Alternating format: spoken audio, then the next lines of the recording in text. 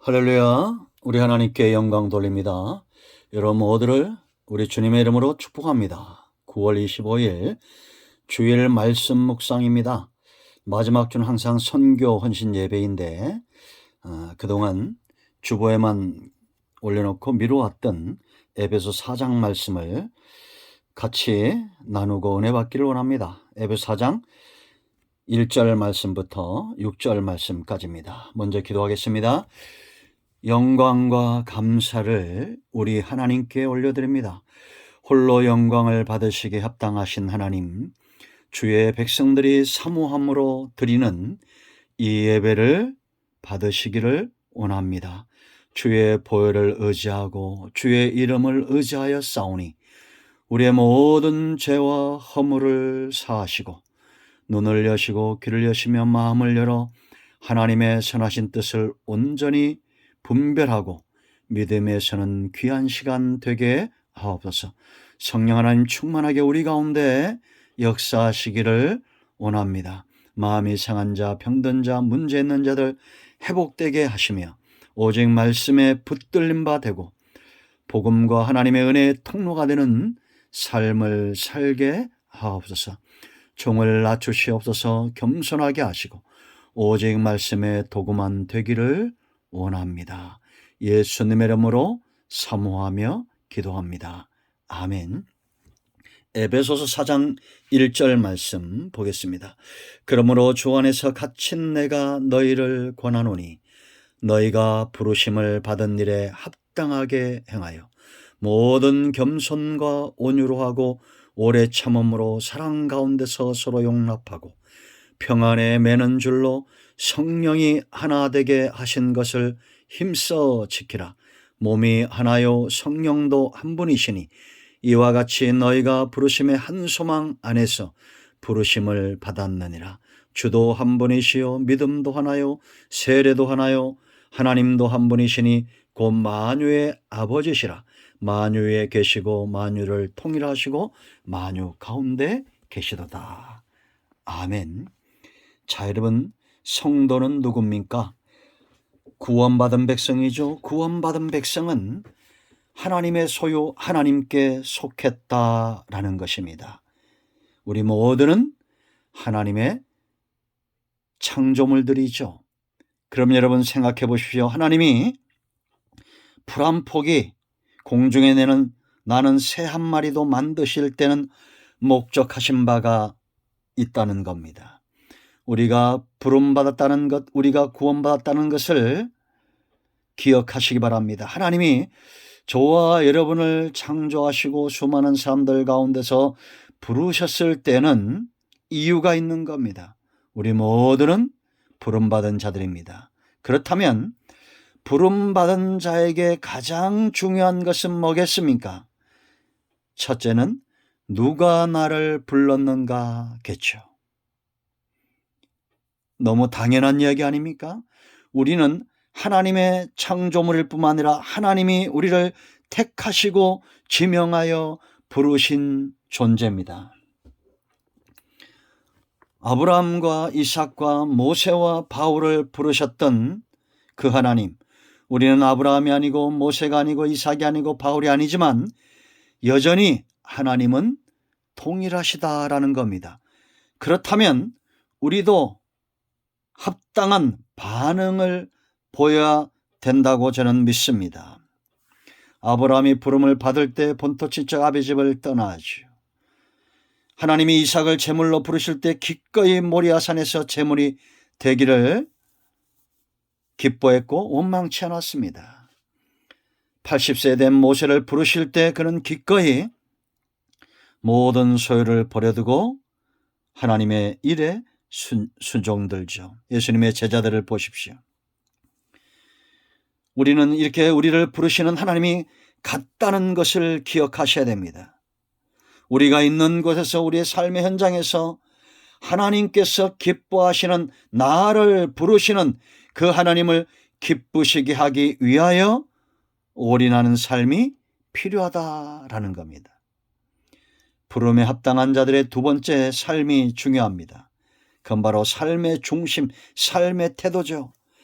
여러분, 오늘 2절 말씀을 보면 모든 겸손과 온유로 하고 오래 참음으로 사랑 가운데서 서로 용납하고 그랬습니다. 겸손입니다. 첫째는 겸손, 이건 어떤 의미가 있냐면 왜 겸손해야 할까요? 절대 겸손한 자는 망하는 일이 없습니다. 저와 여러분을 꺾을 수 있는 존재가 누구입니까? 사단도 아니고 세상도 아니고 사람도 아닙니다. 그러한 것들은 절대 하나님의 자녀들을 손댈 수 없습니다. 그러면 저와 여러분을 꺾으실 수 있는 유일한 분, 우리의 몸과 영혼을 지옥에 멸할 수 있는 분은 누구입니까? 바로 하나님이십니다. 하나님은 어떤 자들을 꺾으신다고 성경 말합니까? 바로 교만한 자입니다. 겸손이란 것은 어떤 의미가 있느냐? 하나님 앞에서 자신이 피조물임을 인정하는 태도를 말합니다. 여러분, 언제 아담이 에덴에서 쫓겨났던가요? 하나님처럼 되고자 할 때입니다. 하나님처럼 되고자 하는 이런 교만한 상태에 있었기 때문에 아담은 에덴에서 쫓김을 당한 겁니다. 하나님의 나라가 이미 우리 가운데 임하였다라고 말합니다. 나 자신을 하나님의 피조물인 것을 인정하고 그 품에 있기를 기뻐하는 자들, 하나님의 나라를 살 줄로 믿습니다. 마귀는 교만하게 합니다. 겸손하게 하지 않습니다. 자기가 하나님의 자리에 앉도록 하는 것이 바로 사탄의 전략입니다. 그러나 성령의 사람, 하나님께 부름을 받았다는 이 부르심에 합당한 삶을 살고자 하는 자들의 첫 번째 삶의 태도는 바로 겸손입니다. 주여 말씀하옵소서, 종이 듣겠습니다. 이런 하나님의 자리가 아닌 종의 자리로 내려가십시오. 성령은 우리를 겸손하게 하고 마귀는 우리 사람을 교만하게 합니다. 두 번째, 온유함입니다. 이 온유함에는 두 가지 의미가 있어요. 첫째는 어느 쪽으로도 치우치지 않는 성품, 바로 중용입니다. 이 참 중요하죠. 원수가 없어야 됩니다. 자기가 좋아하는 사람에만 좋아하는 것이 아니라 이제는 하나님께서 원하시는 삶 가운데 중심을 다 잡고 있는 그런 상태, 모두를 인정하고 품어주는 상태입니다. 그런가 하면 이러한 온유는 또 어떤 의미가 있느냐? 길들여진 상태를 말합니다. 힘있고 싸나운 동물을 길들여 놓으면 어떻게 됩니까? 온순해지죠. 그런 상태입니다. 왜 여러분 소나 나귀나 말이나 이러한 것들을 길들입니까? 이유는 하나죠. 쓰겠다는 겁니다. 그 힘을 사용하겠다는 겁니다. 여러분, 시편 37편에 하나님이 어떤 자들에게 기업을, 이 땅을 주신다고 말합니까? 바로 온유한 자가 땅을 차지하는 겁니다. 온 땅을 하나님은 다스리길 원하는데 어떤 자들? 힘 있는 자들인데 길들여진 자들입니다. 포크레인 같은 능력을 가지고 하나님 앞에서 우리가 길들였다면 그는 귀하게 쓰임받을 겁니다. 우리 모두는 성령의 능력으로 충만한 연단받은 길들여진 자들입니다. 세 번째, 오래 참음, 헬라어로 마크로디미아. 이건 어떤 의미가 있느냐? 승리를 쟁취하기 위해서 온갖 고통을 감수하며 절대 물러서지 않는 성품, 골리앗 앞에 다윗과 같은 그런 자들입니다. 이 단어가 여러분 어디에 사용되는지 아세요? 회개치 않는 죄인들을 향해서 오래 참으시는 하나님의 성품입니다. 노아 시대 하나님은 오래 참으셨습니다. 바울, 박해자, 핍박자, 포행자, 해방자였던 이 사울을 향해서 하나님은 오래 참으시고 마침내 복음의 빚진 자 바울로 되기까지 하나님은 참으신 거예요. 노아가 구원의 사역의 완성을 이루도록 하나님은 오랫동안 죄인들을 향해서 참으시는데 언제까지 참진 않죠.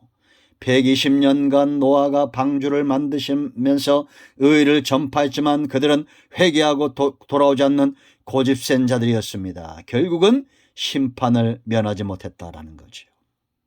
자, 우리 네 번째 삶의 태도, 서로 용납하다라는 겁니다. 이거는 상대를 있는 그대로 받아들이라라는 겁니다. 받아들이지 않을 때 문제가 생기는 거예요. 죄인 도리는 그대로 용납하고, 왜냐? 그 죄를 판단하시고 그 사람을 의인으로 바꾸어가는 능력은 오직, 연단은 오직 하나님의 몫이고 하나님의 능력으로 가능해지는 겁니다. 로마서 15장 7절 보세요, 여러분. 그리스도께서 우리를 받아 그랬습니다. 예수님도 우리를 있는 모습 그대로 받으신 거요, 하나님께 영광을 돌리는 삶을 사셨습니다. 그러므로 너희도 서로 받으라라고 말합니다. 머리로 받는 것이 아니라 서로 용납하고 받아주라는 거예요. 그럴 때 하나님이 우리의 믿음과 하나님의 쓰임을 통해서 반드시 연단하실 줄로 믿습니다. 자, 이런 속성이 중요합니다. 사람은 그 중심이 악하면 악한 일을 하고 선하면 선한 일을 하는 거예요. 겸손한 자, 온유한 자, 오래 참는 자, 용납할 줄 아는 사랑의 사람, 이런 사람들은 하나님의 선한 역사를 수종들 수 있는 일꾼이 되는 것입니다. 자, 세 번째, 부르심에 합당한 삶, 종들에게 필요한 거 뭡니까? 열정입니다. 이건 순서대로요. 내가 나를 부르신 이가 누군가를 알면 그 앞에 자기 자신을 겸손한 자로, 온유한 자로, 오래 참는 자로, 용납하는 자로, 사랑의 사도로 그렇게 자기를 드리게 되어 있어요. 이런 사람들의 열정이 중요합니다. 악한 자들에게도 열정이 있습니다. 그러나 선을 행하는 자들에게도 열정이 있어요. 아멘. 어떤 열정입니까? 자, 보세요, 여러분. 3절 말씀 보세요. 여기 힘쓰란 말이 있습니다. 열정입니다. 평안에 매는 줄로 성령이 뭐요? 하나 되게 하신 것을 힘써 지켜라, 이렇게 말합니다. 그러므로 여러분, 성도는 우리가 무엇보다도 힘써 지켜내야 될 것이 있는데 그건 바로 하나됨입니다. 이 나라가 저는 하나 되기를 기뻐합니다. 여러분 보세요. 우리나라 지금 다른 거 걱정할 일이 아니죠. 정치권과 이런 것들이 하나 되지 못하고 다투는 거, 여당과 여당이 하나 되는 것을 보지 못했어요. 얼마나 다툽니까? 분쟁이 일어나고 있습니다. 이건 마찬가지입니다. 교회도 마찬가지고 우리 삶의 모든 영역에 정말 우리가 이것이 명령입니다. 그만큼 중요하다는 겁니다. 초대교회 문제가 왜 일어났습니까? 하나 되지 못할 때 문제가 일어납니다. 아브라함의 가정도 마찬가지고 노아의 가정도 마찬가지고 하나 되지 못할 때, 그럼 이 하나됨이 왜 중요할까? 바로 성령의 역사이기 때문에. 첫 번째 3절 말씀 보면 평안에 매는 줄로 성령이 하나 되게 그랬습니다.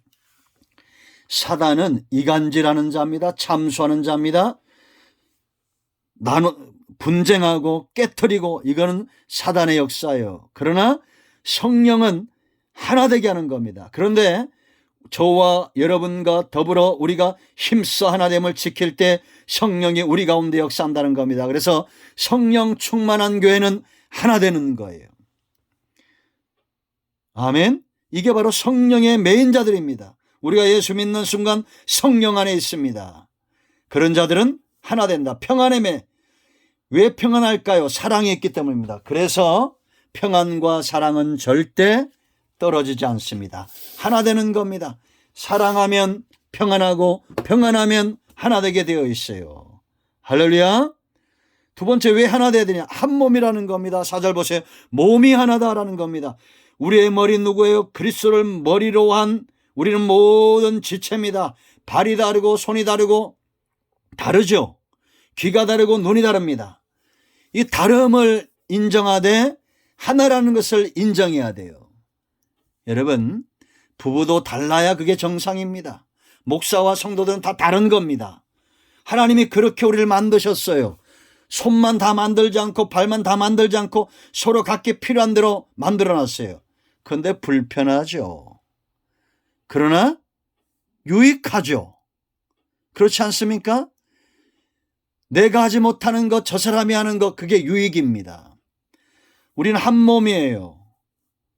절대 이 하나됨을 잃지 마십시오. 세 번째, 하나님의 기대가 있어요. 어떤 기대입니까? 거기 보세요. 4절 말씀 보면 우리를 부르시고 너희가 부르심의 한 소망 안에서 부르심을 받았느니라. 아멘. 그러니까 여러분, 하나님이 저와 여러분 한 사람이 아니라 우리 모두 하나 된 성도들을 향해서 어떤 기대가 있어요? 소망을 이루시기 원한다는 겁니다. 이건 바로 나라의 상속의 첫 번째는 나라의 상속입니다. 이미 임한 하나님의 나라, 우리 가운데 현세 장차 우리가 차지해야 될 하나님의 나라, 그 나라를 우리는 상속하는 겁니다. 지금 하나님의 나라를 사는 자들이 장차 하나님의 나라를 기업으로 얻는 겁니다. 이 하나님의 나라는 어떤 나라일까요? 분쟁과 다툼이 없습니다. 하나됨의 역사가 있는 겁니다. 두 번째, 하나님의 소망은 무엇이냐? 바로 하나님의 형상의 회복입니다. 하나님의 아들로 바꾸어가는 그런 소망을 갖는 거예요. 그래서 여러분, 칭의와 성화와 영화의 단계라고 그랬죠. 점점 더 선해져 가고 점점 더 영화로져 가고 점점 더 성화되어져 가는 겁니다. 왜? 하나님의 신이 우리 안에 있기 때문이에요. 그러나 악신이 들어오면 사울왕 보세요, 여러분. 점점 악해지죠. 그러나 지금 이 시대는 다윗의 시대도 아니고 성령이 편재해 있는 그런 시대입니다. 우리는 하나님의 소망을 이루어드리는, 누가 이 소망을 품을 수 있고 이룰 수 있습니까? 힘 있는 자, 가장 강력한 힘은 바로 하나님에게서 나오는 성령의 역사입니다. 자, 네 번째, 우리가 하나 되어야 될 이유가 있어요. 힘써야 될 이유가 주인이 같다는 겁니다. 그거 보세요, 여러분. 성령도 한 분이시니와 너희가 부르심의 한 소망 안에서 부르심을 얻었느니라 하고 5절에 주도 한 분이시오 그랬습니다. 주인, 우리는 하나님을 섬기는 다 같이 한 주인 아래에 있는 종들이다 라는 겁니다. 이 가정, 이 공동체는 평화로울까요? 안 평화로울까요? 평화로운 겁니다. 왜? 주인이 너무 좋으신 주인이에요. 여러분, 우리가 시편 68편을 봤지만 왕을 잘 만나니까 그 입술에 찬송이 끊이지 않는 겁니다. 45편이죠. 다윗 같은 왕, 예수 그리스도와 같은 왕, 위엄과 영광이 있는 왕. 전 우리나라 대통령이 좀 이랬으면 좋겠습니다. 대통령의 입에서는 함부로 욕이 나오면 안 되죠. 비속어가 나오면 안 됩니다. 우리 주님은 절대 저와 여러분 향해서 저주하지 않습니다. 하나님의 자녀를 위하여 기꺼이 대신 저주를 받으시는 분이에요. 다섯 번째, 믿음이 하나입니다. 믿음. 같은 믿음으로 성도의 삶의 방식은 바로 믿는 거예요. 여기 보세요, 여러분. 5절에 믿음도 하나요 그랬죠. 같은 방식으로 산다는 겁니다. 우리는 믿음 안에서 말이 통하고 소통이 돼요. 가장 좋은 나라 대한민국 그랬죠. 왜? 말하고 눈빛만 봐도 알아요. 믿는 자들은 바로 이런 겁니다. 우리는 삶이 같고 사는 환경이, 믿음이라는 환경이 같기 때문에 서로 하나 되는 것이 좋은 겁니다. 여러분, 취미가 같으면 편하죠? 그죠? 육적인 사람, 영적인 사람은 불편합니다. 우린 믿음의 사람입니다.